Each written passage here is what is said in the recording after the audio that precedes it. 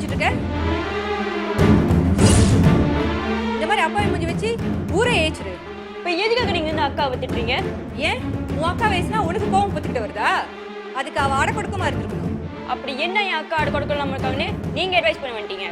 இவ விக்னேஷ் கூட சேர்ந்து சுத்துறதுனால பாவம் அவன் பேரும் கிட்ட போகுது. இவளுக்கும் அவனுக்கும் காதல்னு கேவலமா பேசிக்கிறாங்க. யார் பேசுறாங்க? எல்லாம் நீங்க தான் கதை கட்டி விட்டுருப்பீங்க. ஏன் எனக்கு வேற வேலை இல்லையா? வேலை இருந்தா போய் உங்க வேலையை பார்க்கணும் தானே, எதுக்காக இங்க வந்து நிக்கிறீங்க? இருந்தாலும் உனக்கு ரொம்ப வாய் கொழுப்புதான். ஒழுங்காயிரு. உனக்கும் தான். என்ன நீ ஏன் அவகிட்ட போய் சண்டை போட்டுட்டு இருக்க? யாரு? நானு. அவங்களா வந்தாங்க, பேசினாங்க, பேச்சு வாங்கி கட்டிட்டு போயிட்டாங்க. என்னமோ நானே போய் சண்டைக்கு என்ன பண்ணி பேசுறீங்க? அதுக்குன்னு அவதான் ஏதோ பேசுறானா நீ அவளுக்கு ஏதா பேசுவியா? பின்ன உன்ன மாதிரி ஆணு வாயை பிறந்துட்டு பாத்துக்கிட்டு இருக்க சொல்றியா? நீ என்ன சொன்னாலும் நீ பேசுனது தப்பு கமலினி. இத பாருக்கா, நாய் கடிச்சதுன்னு திரும்ப போய் கடிக்கிறது பைத்தியக்காரதானோ. ஆனா கடிக்க வர நாயை அடிச்சு துரத்துறது தப்பு இல்ல, பாதுகாப்பு. அவங்க இவ்வளவு பேசிட்டு போறாங்களே, உனக்கு கோவம் வரலையா? அவ பேசுனதுலதான் எந்த உண்மையும் இல்லையே, அப்புறம் நான் எதுக்கு கோவம் பண்ணும்? அக்கா என்னக்கா பேசுற? நீ படிக்கிற வேலையை பாக்குறியா?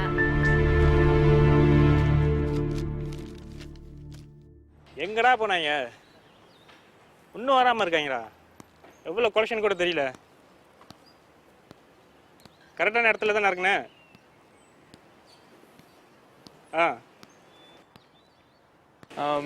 Excuse me. ஏய் பண்ண திரும்ப கால் பண்ணுறேன், சொல்லுங்கள். இந்த ஹோமில் உள்ள பிள்ளைங்களாம் நீங்கள் தானே வந்து இறக்கி விடுறீங்க? ஆமாம். ஏன் எதுவும் பிரச்சனையா? ஐயோ இல்லைண்ணா, அப்படிலாம் ஒன்றும் இல்லை. நாங்கள் ஒரு இசைக்குழு வச்சுருக்கோம். பொதுவாக இந்த கலையரவு, கான்சர்ட், அதுலேருந்து வர பணத்தை எடுத்து நன்கொடையாக உங்களை போல் இயக்கத்துக்கு கொடுப்போம். அதான் நீங்கள் உங்கள் இயக்கத்தை பற்றின டீட்டெயில்ஸ் சொன்னால் ஓனர்கிட்ட பேசலான்னு தான். ஓஹோ, ஆக்சுவலி எங்களுக்கு நிறைய ஹோம்ஸ் இருக்குது. நான் வேணா எங்கள் ஹெட் ஆஃபீஸோட அட்ரஸ் தரேன், நீ வேணா அங்கே போய் பாருங்களேன். ஓகேண்ணே, கொடுங்க. சாரி கார்டு இல்லை, வேணா நோட் பண்ணிக்கோங்க. ஷூர். சொல்லுங்கண்ணே, எழுதிக்கிறேன்.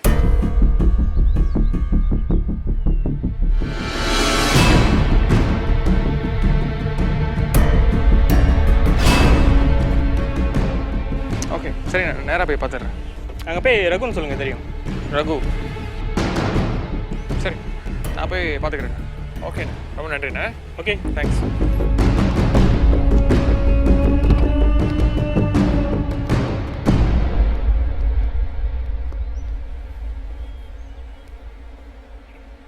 இன்னும் கொஞ்ச நேரத்தில் நாங்கள் வந்துடுவோம். சரி சரி, எதுனா நீங்கள் கால் பண்ணுங்களேன். சரியா? ஓகே.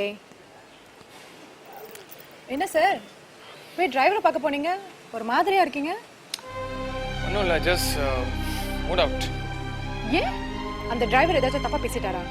இல்லை, ஸ்கூல் படிக்கிற பிள்ளைங்களை வச்சு பணம் சம்பாதிக்கிறானுங்களே, இவனுங்களை நினச்சா தான் எனக்கு சரியான கோபமாக வருது. உங்கள் கோபம் நியாயமானது தான், ஆனால் நம்ம என்ன பண்ணுறது? தெரில, என்ன பண்ணுறதுனே தெரில. ஆனால் ஏதாவது பண்ணியே ஆகணும். இந்த மாதிரி வெளியே எவ்வளோ பிள்ளைங்க கஷ்டப்படுறாங்க. சின்ன குழந்தைங்களை வச்சு இப்படி பணம் சம்பாதிக்கிறானுங்களே, சத்தியமாக சொல்கிறவனுங்களாம் உருப்படவே மாட்டானுங்க. ஒரு விஷயம் கவனிச்சிங்களா, இந்த பிள்ளைங்களுக்கெல்லாம் அவங்க பிச்சை எடுக்கிற விஷயம் தெரியாத அளவுக்கு அவ்வளோ சாமர்த்தியமாக பேசியிருக்கானுங்க. சரி, நீங்கள் என்ன செய்யலான்னு சொல்லுங்கள், என்னால் முடிஞ்ச உதவியை கண்டிப்பாக நான் செய்வேன். தேங்க்ஸ். சரி, டைம் ஆகிட்டு இருக்கு, உங்களை ஸ்கூலில் ட்ராப் பண்ண வரேன். வாங்க போகலாம்.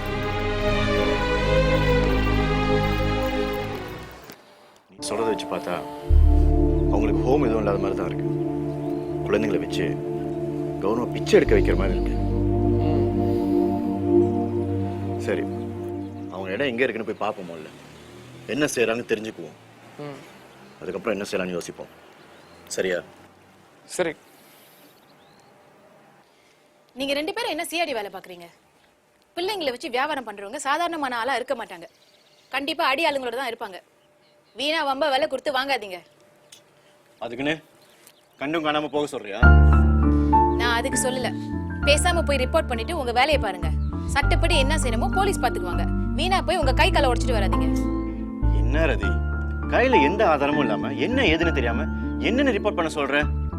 நாம சும்மா போய் பார்க்க தான் போறோம், ஒன்னும் நடக்காது, நீ பயப்படாத. நீங்க எங்க சொன்னா கேட்க போறீங்க? போங்க, போய் உங்க கை காலை உடைச்சிட்டு வாங்க. ஆனா நான் வச்சு பாத்துக்க மாட்டேன், சொல்லிட்டேன். ஆஹா, நான் ஏதோ அக்கறை சொல்றான்னு நினைச்சேன். வச்சு பார்க்கணுங்கிற அலுப்புல சொல்றேன். என்ன கரிசனம் என் பொண்டாட்டிக்கு மேல. அப்புறம் சொல்ற பேச்சு கேட்கறதுக்கு மேல எனக்கு என்ன ஆக்குற? என்ன 2 பேரும் இப்படி சண்டை போட்டுக்கிறீங்க? இது பேர் சண்டை இல்ல கௌதம், இது பேர் தான் காதல். நீ கல்யாணம் பண்ணி பாரு, அதுக்கப்புறம் உனக்கு தெரியும்.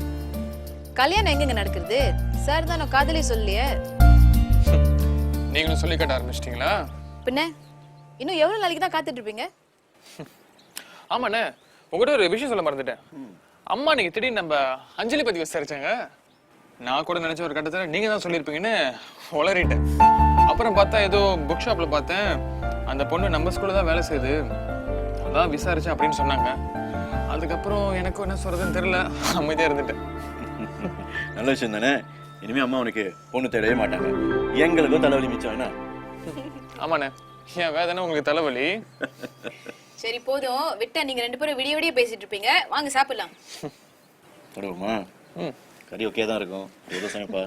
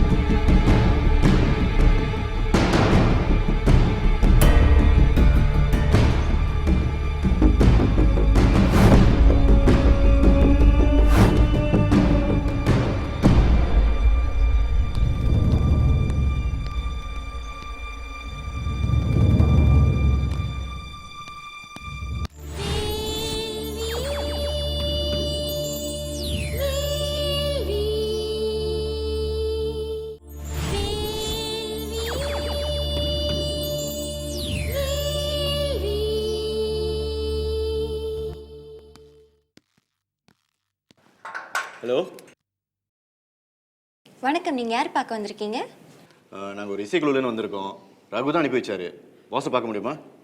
ஓ அப்படியா, கொஞ்ச நேரம் வெயிட் பண்ணுங்க.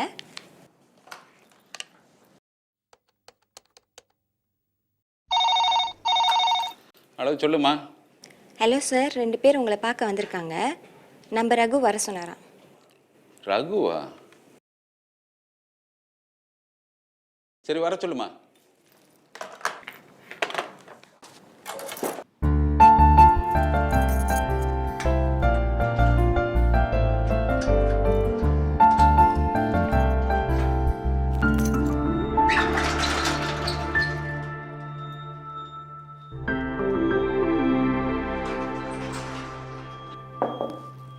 உள்ள வாங்க, உட்காருங்க. வணக்கம் சார். வணக்கம். என் பேர் கைலாஷ், இவர் கௌதம். ரகு தான் அனுப்பி வச்சாரு. நீங்க வரதா ரகு எதுவும் சொல்லலையே. ஒருவேளை பிஸியில மறந்துருப்பாரு. இருக்கலாம். ஆமா, சொல்லுங்க, என்ன விஷயம்? சார், நாங்கள் ஒரு இசைக்குழு வச்சுருக்கோம். உங்களை மாதிரி ஹோம் நடத்துகிறவங்களுக்கு நன்கொடை கொடுக்கலாம்னு முடிவு பண்ணியிருக்கோம். அதான் உங்களை பார்த்து பேசிட்டு போகலாம்னு வந்திருக்கோம். ஓ அப்படியா, நல்ல விஷயம்தான். உங்களை மாதிரி இளைஞர்கள் இப்படி சமூக சேவையில் ஈடுபடுறது ரொம்ப சந்தோஷமா இருக்கு.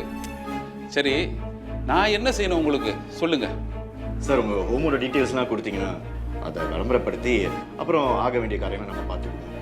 அந்த இசை நிகழ்ச்சியிலேருந்து வர்ற லாபத்தில் 40% உங்களுக்கு வந்து சேர்ந்துடும். அது சரிதான். ஆனா நீங்க எங்க ஹோமை வச்சு விளம்பரப்படுத்துறது தான் எனக்கு சரியா தோணல. இதனால வீணா ஏதாவது பிரச்சனையில மாட்டிக்குவோமோன்னு எனக்கு கொஞ்சம் பயமா இருக்குது. பொதுவா சேரிட்டிக்கு செய்யறேன்னு சொல்லி நீங்க விளம்பரப்படுத்தலாமே. சார், இப்படி சொன்ன எப்படி சார்? எங்களுக்கும் டிக்கெட் விற்கணும் இல்லையா? நீங்கள் ஒன்றும் கவலைப்படாதீங்க சார். மேடையிலே வச்சு உங்களுக்கு சேர வேண்டிய பங்கு கொடுத்துருவோம். அப்படின்றீங்களா? எதுக்கும் எனக்கு 2 நாள் அவகாசம் கொடுங்க, நான் யோசிச்சு சொல்றேனே. தாராளமாக டைம் எடுத்துக்கங்க சார். ஆனால் முடியாதுன்னு மட்டும் சொல்லிடாதீங்க. எங்களுக்கும் கொஞ்சம் ஹெல்ப் பண்ணுங்க. இவ்வளவு தூரம் சொல்றீங்க, சரி பார்ப்போம். சார், உங்கள் நேம் கார்டு எதுவும் கிடைக்குமா? நேம் கார்டா? இந்தாங்க. என்ன சார், இதில் ஹோம் பற்றின டீட்டெயில்ஸ் எதுவும் இல்லையே? ஓ அதுவா, இப்போதான் நாங்கள் அப்ளை பண்ணியிருக்கோம். உங்களுக்கு தான் தெரியுமே, இதெல்லாம் கொஞ்சம் நாள் பிடிக்கும். இருந்தாலும் மனிதாபிமானத்தோட நாங்கள் இந்த ஏழை குழந்தைகளுக்கு, வசதியற்ற குழந்தைகளுக்கெல்லாம் நாங்கள் எங்களால் முடிஞ்ச உதவியை செஞ்சுக்கிட்டு தான் இருக்கோம். ஓ அப்படியா? ஒன்றும் பிரச்சனை இல்லை சார். நீங்கள் நல்லா யோசிச்சு சொல்லுங்கள்.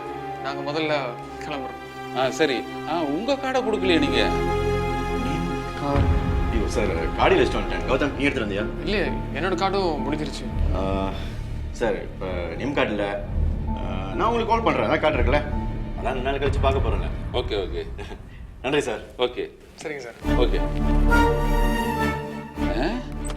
இசைக்குழுன்றானுங்க, 40% எனக்கு தரேன்றானுங்க. இவனுங்க என்னதான் பிடிக்க நோட்டம் விடுறானுங்களா? வரத பார்ப்போம். கௌதம், நாம நினைச்சது சரியா தான் இருக்கு. இவங்க கிட்ட பதிவு பண்ண ஹோமோ இல்ல ஏற்கும் ஏதோ இருக்கிற மாதிரி தெரியல. பேரண்ட்ஸ் இல்ல கார்டியன்ஸ் பிள்ளைங்களை வந்து விட்டுட்டு போறாங்க. அப்புறம் அந்த பிள்ளைங்களை வச்சு கௌரவமா பிச்சை எடுத்துட்டு அதுல வர்ற காசை பங்கு போட்டுக்கிறாங்க. எனக்கும் அப்படிதான் தோணுது. ஆனா இந்த பேரண்ட்ஸ்லாம் எப்படி இப்படி யோசிக்காம நடந்துக்கிறாங்கன்னு எனக்கு புரியல. எல்லா பேரண்ட்ஸும் சரியா இருந்துட்டா அப்படி இந்த மாதிரி ஒரு பள்ளிக்கூடத்தை வச்சு நடத்துற அவசியமே இல்லையா? அது உண்மைதான். சரி, இப்போ என்ன செய்யறது? போலீஸில் போய் ரிப்போர்ட் பண்ணிடலாமா? இல்ல வேணாம் கௌதம், உங்களை போய் மந்திரியை பார்ப்போம், அவர்கிட்ட ஆலோசனை கேட்போம், அப்புறம் முடிவு பண்ணலாம். சரி, ஓகே. சரி, போலாம். எங்கடா அவனை காணோம்? இருடா, வருவான்.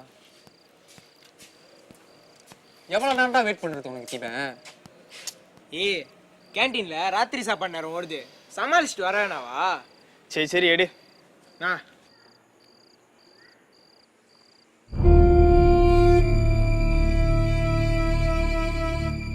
இந்தா பொடி.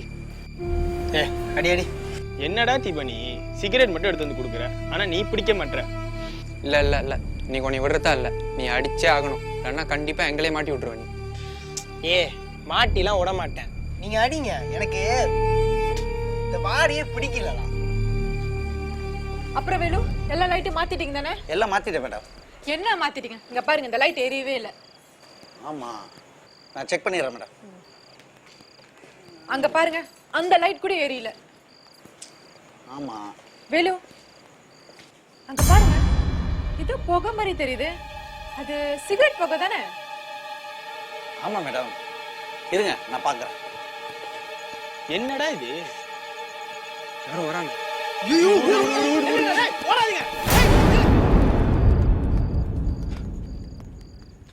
யாருன்னு தெரிஞ்சா? இல்ல மேடம், ஓடிட்டானுங்க. அவனுங்க சிகரெட் பிடிக்கிறதுக்காக லைட் எல்லாம் திருப்பி வச்சிருக்கானுங்க. நம்ம ஸ்டூடெண்ட்ஸா? இருக்கலாம், ஆனா உறுதியா சொல்ல முடியாது. ஏன்னா இது கேர்ள்ஸ் ஹாஸ்டல், இங்க சாதாரணமா பாய்ஸ் வர முடியாது. அப்படின்னா வெளியில இருந்து யாராச்சும் வரதுக்கு வாய்ப்பு இருக்கா?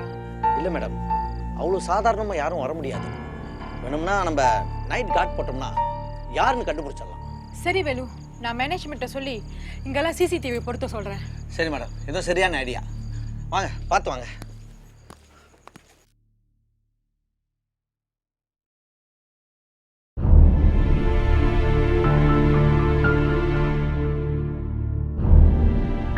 எவ்வளவுதான் நாம நம்ம சமுதாயத்துக்காக நன்மை செய்யணும்னு நினைச்சாலும் இவங்களா பிரச்சனைகளை தேடி போயிடுறாங்க. இன்னும் என்னதான் நம்ம செய்ய முடியும்? ஏதாவது செய்யணும் டத்தோ. செய்வோம், செஞ்சுதானே ஆகணும். இவங்களை பற்றி நான் சம்பந்தப்பட்ட இலாக்காக்களில் புகார் செய்கிறேன், அவங்க நடவடிக்கை எடுக்கட்டும். முதல்ல நாம் இந்த குழந்தைகளை எப்படி பராமரிக்கிறதுங்கிறத பற்றி யோசிப்போம். நீங்கள் சொல்கிறதும் சரிதான் டத்தோ. முடிஞ்ச வரைக்கும் நீங்கள் இதில் நேரடியாக தலையிடாதீங்க. அவங்களோட பலம் என்னன்னு நமக்கு தெரியாது. தேவையில்லாமல் நீங்கள் வீண் பிரச்சனையில் மாட்டிக்காதீங்க. மன்னிச்சிருங்க டத்தோ, உறுதிப்படுத்த தான் நாங்கள் அங்கே போனோம். ஆனால் தப்புன்னு இப்போ புரியுது டத்தோ. தப்புன்னு நான் சொல்லல கைலாஷ், நீங்கள் நல்ல நோக்கத்துக்காக தான் போயிருக்கிறீங்க. இருந்தாலும் நீங்கள் ஜாக்கிரதையாக இருக்கணும்னு தான் சொல்லுவேன். சரி டத்தோ.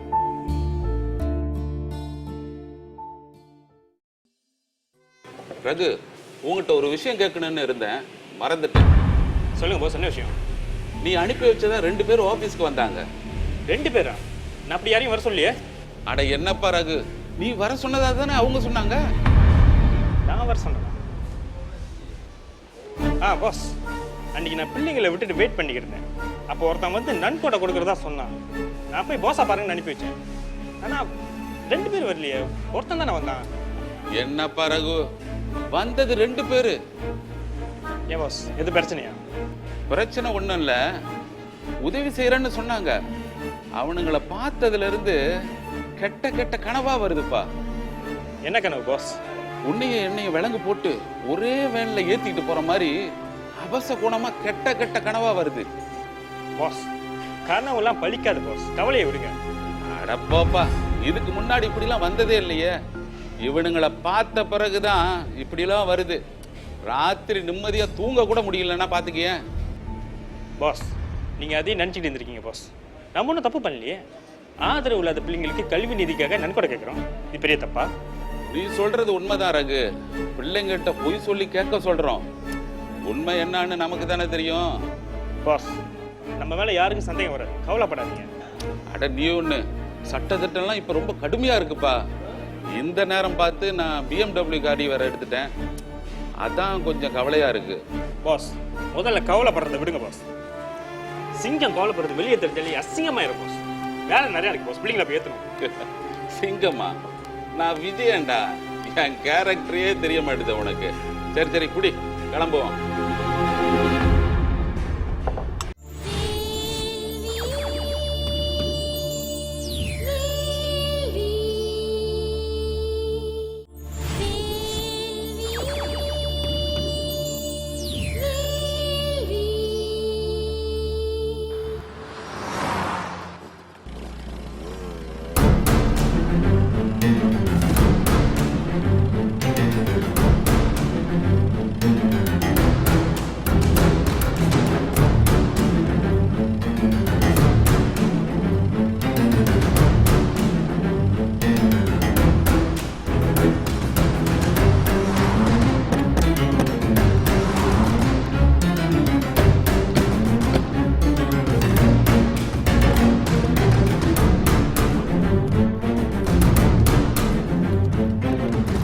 என்னடா பண்ணிக்கிட்டு இருக்கீங்க? பங்சர்ல ஆளை இறக்கிட்டியா? பத்துக்க இப்ப பிரேக் ஃபில்லுக்கு சீக்கிரம் சீக்கிரம்டா டே. கொலைச்சனோட கொண்டு வாங்கடா டே. Police tengok gerak. Apa encik nama? Saya dari Jabatan Kebajikan. Saya ada soalan nak tanya. Sila beri kerjasama. Siapa kanak-kanak yang biasa awak bawa pagi naik van dan petang baru hantar balik? Apa encik mau? Saya tak buat apa-apa pun. Tolong jawab soalan saya. Duit kutipan yang berada dalam pejabat ini dibuat untuk apa? Saya nak bercakap dengan peguam saya. Hal ini boleh diuruskan kemudian. Boleh saya lihat lesen perniagaan kamu? Saya nak bercakap dengan peguam saya. Saya rasa kita tak perlu buang masa lagi. Anggota, garis dia.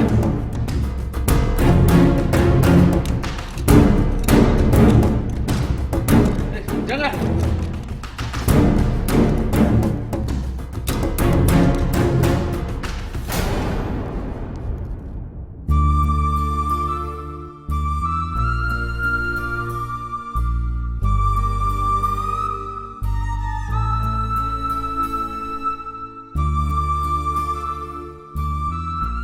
இவ்வளவு பிள்ளைங்க இருப்பாங்கன்னு எதிர்பார்க்கவே இல்லை. இதை பார்த்த உடனே தெரியுது இவ்வளவு பிள்ளைங்க இருக்காங்கன்னு. அதான் நான் கூட எதிர்பார்க்கவே இல்லை டத்தோ. இவங்களோட பெற்றோர்களுக்கு எந்த ஒரு ஊனம் இருக்கிறதா தெரியல. இருந்தாலும் சில கார்டியன்ஸ் குடிபோதைக்கு அடிமையானவங்களா இருக்காங்க. எதுக்கு குழந்தைகளை அப்படி பிக்சருக்கு அனுப்பணும்? ஊனம் இல்லைங்கிறதே ஒரு காரணமா இருக்கலாம். ஏன்னா ஊனம் இருந்திருந்தா அதே காரணம் காட்டி அவங்க பிச்சை எடுத்திருப்பாங்க. சின்ன குழந்தைங்கன்னா ஜனங்க பரிதாபப்பட்டு காசு கொடுப்பாங்க. அதே அவங்கள பெற்றவங்க போனாங்கன்னா உனக்கு கையும் கால் நல்லா தானே இருக்குது, அப்புறம் எதுக்கு பிச்சை எடுக்கன்னு கேட்பாங்க இல்லையா? இன்னொன்று சோம்பேறித்தனம். நம்ம நாட்டில் பிழைக்க வழி இல்லைன்னு சொல்றவங்க நிச்சயமா சோம்பேறிகளாக தான் இருக்க முடியும். அப்போ அந்த பிள்ளைங்களாம் என்ன செய்வாங்க டத்தோ? பெற்றவங்களுக்கு கவுன்சிலிங் கொடுப்பாங்க. அப்படி பெற்றவங்களாலேயோ கார்டியனாலேயோ இந்த பிள்ளைகளை சரியா வளர்க்க முடியாதுன்னு தோணுச்சுதுன்னா ஒரு கோர்ட் ஆர்டர் எடுத்து இந்த பிள்ளைகளை ஒரு நல்ல ஒரு பராமரிப்பு இல்லத்துல சேர்த்துருவாங்க. தப்பே செய்யாத பிள்ளைங்க டத்தோ. பொறுப்புணர்ச்சி இல்லாத பெற்றோர்களால எவ்வளவு கஷ்டப்படுறாங்க பாத்தீங்களா?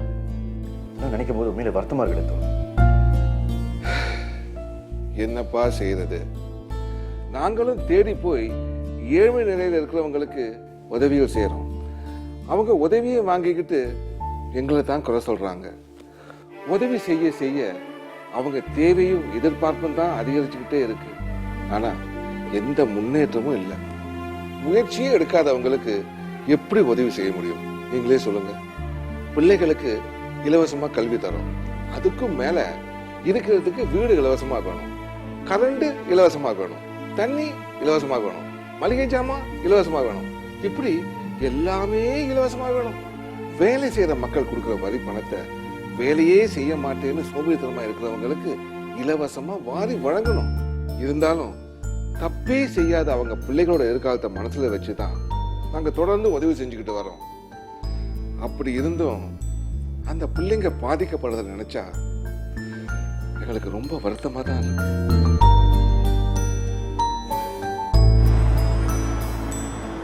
நீங்கள் ஒன்றும் கவலைப்படாதீங்க விஜயன், எல்லாத்தையும் நான் பார்த்துக்கிறேன். உங்கள் மேலே பெருசாக குற்றம் ஒன்றும் கிடையாது. நீங்கள் குழந்தைகளை கடத்தல, அவங்க கை காலை உடச்சி அவங்கள பிச்சை எடுக்க வைக்கல, நீங்கள் எந்த இயக்கமும் பதிவு பண்ணல, சட்டத்துக்கு புறம்பா நீங்கள் எந்த குழந்தைகளை பராமரிப்பு நிலையமும் நடத்தலை. நீங்கள் வச்சிருக்கிறதெல்லாம் ஒரு போக்குவரத்து நிறுவனம் மட்டும்தான். பெற்றவங்க குழந்தைகளை கொண்டு வந்து உங்ககிட்ட விட்டு போகிறாங்க. அந்த குழந்தைங்களை நீங்கள் கூட்டிகிட்டு போய் மறுபடியும் பத்திரமா கொண்டு வந்து பெற்றவங்ககிட்ட விட்டுறீங்க. பெற்றவங்க உங்ககிட்ட கொடுத்த பணம் பிள்ளைங்க போக்குவரத்து கொடுத்த பணமாக கூட இருக்கலாம். அதனால பிள்ளைங்களை பிச்சை எடுக்க அனுப்புனது பெற்றவங்களை தவிர நீங்கள் இல்லை. அதை பற்றி நீங்கள் கவலையப்படாதீங்க. ரொம்ப நன்றிங்க சார். சரி, அதெல்லாம் இருக்கட்டும். எப்படி திடீர்னு சோதனைக்கு வந்தாங்க? அதுதான் சார் எனக்கும் தெரியல.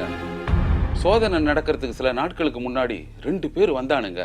ஹோமை பற்றி விழாவாரியா விவரமெல்லாம் விசாரிச்சாங்க. ஆனால் அவங்கள பற்றி ஒன்றுமே சொல்லலை. ஓ, அப்போ சந்தேகமே இல்லை, அவங்க தான் உங்களை வேவு பார்க்க வந்திருக்காங்க. Mister Vijayan, next time better be careful. Okay sir.